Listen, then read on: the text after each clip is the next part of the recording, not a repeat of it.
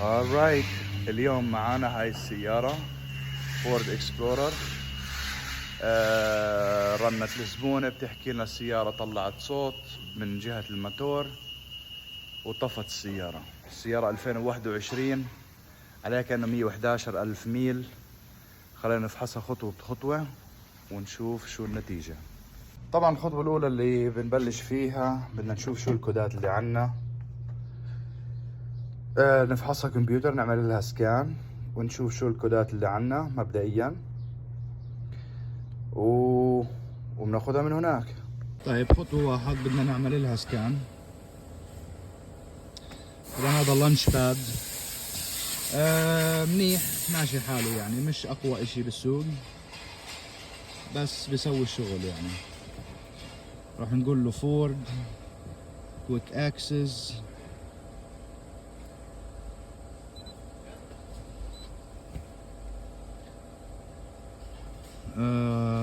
اوكي it is in position 1. طيب failed verify. طب بعينك الله كمان مرة. تمام، بدنا system selection وبدنا نروح على العقل البي سي ام باور ترين كنترول ماجل. طبعا هون مش عارف شو بسموه بالفورد. بي سي ام يا باور ترين كنترول ماجل. والكودات اللي عنا خلينا نشوف شو هي. طبعا في هون ورق لاف رو. الزبون دماغه عالي. anyways read fault codes retrieve.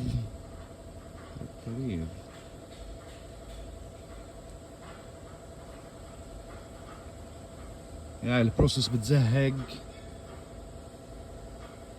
اوكي عندي بي 0300 راندوم مس فاير، عندي 0303. دائما بكود المس فاير 0303 يعني سلندر رقم 3. هذا هياته مبين هون. و0304 سلندر رقم 4. يعني عندي مس فاير على سلندر رقم 3 و4. هسا بما انه الزبون هسا التصليح العادي غير بوجية او الكويل اللي على البوجية وسلام سلام. بس احنا ما بدنا نتحذر، احنا بدنا نشوف شو المشكلة. وخصوصا انه الزبونة حكت انه في طلع صوت، في صوت حديد على حديد يعني. فاول خطوة بدنا نعملها بالفحص طبعا السكان اللي تطلع الكودات. هذا مش فحص. يعني في ناس بيقول لك انا بفحص كمبيوتر وبحط لك اياها. يعني فحص الكمبيوتر ما بدهوش اشي، حط السكانر وبتطلع لك كودات زي اللي طلعت لنا عنا.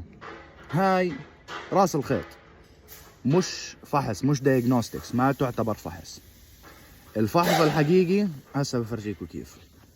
مبدئيا بدي اشيل بواجي عنها وبدي افحص كومبريشن. بدي افحص ضغط الماتور اللي هو كومبريشن تشيك بنسميه. بشيل بواجي وبرجع لكم.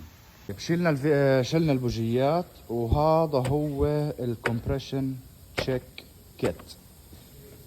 هاي الادابترز اللي بتفوت محل البوجية، بنوصل البربيش فيه وعلى الجيج. هذا انا اتوقع مش متأكد. الكومبريشن سبيكس تبعوت هاي السيارة المفروض تكون 175 ل 200 بي اس اي. مش متأكد من هذا الرقم. خلينا نشوف الكومبريشن تبعها for this piece of Ford ونشوف شو النتيجة. طيب شلت البواجي، حطينا هذا البربيش بسلندر رقم 1 على 0. هسه بنعمل لها كرانك ونشوف شو الضغط. 1 2 3 4 بكفي.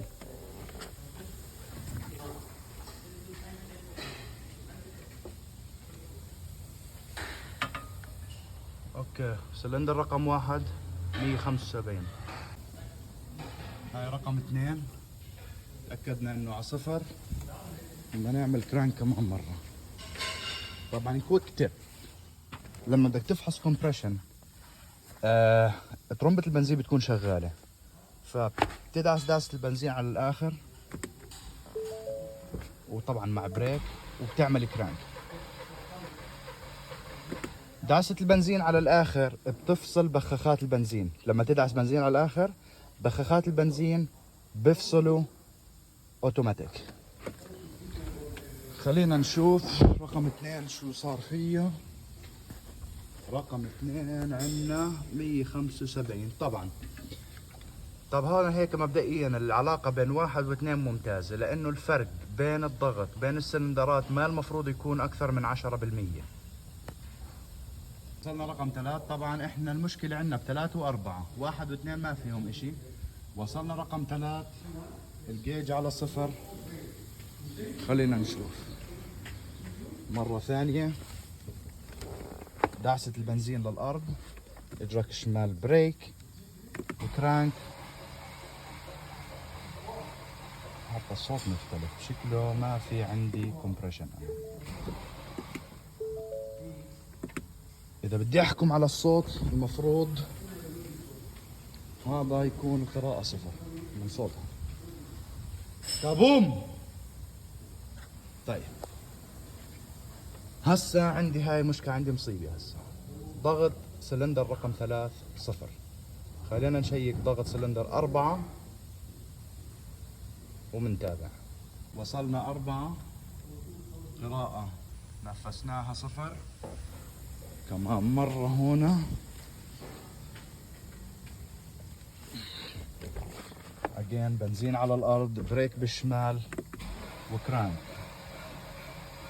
نفس الصوت. سلندر 4 شكله 0 كمان، لأنه مش سامع صوت ضغط صراحة. نشوف شو الوضع. 0.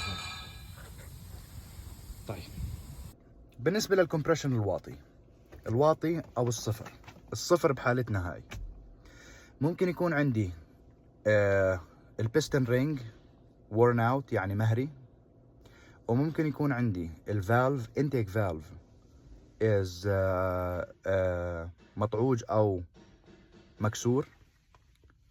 طبعا حالات نادرة، بس على الأغلب يكون مطعوج. وممكن يكون عندي مشكلة براس الموتور، بالسلندر هيد جاسكت، براس الموتور نفسه، بجدار السلندر وول نفسه. عشان نفهم، فيش ضغط بالموتور يعني الاير فيول ميكستشر اللي هو بغرفة الاحتراق، في عندي بنزين وهواء مضغوط، وهيك بتشكل الاحتراق عندي. الضغط عم بهرب من غرفة الاحتراق. بدنا نشوف الضغط وين بهرب، شو سبب هروب الضغط.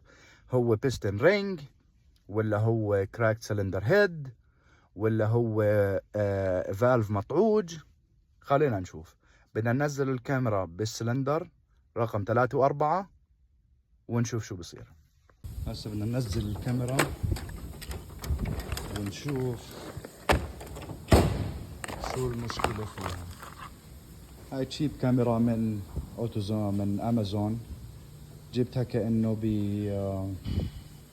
اقل من 50-60 دولار. منيحة ماشي حالها، بتسوي الشغل.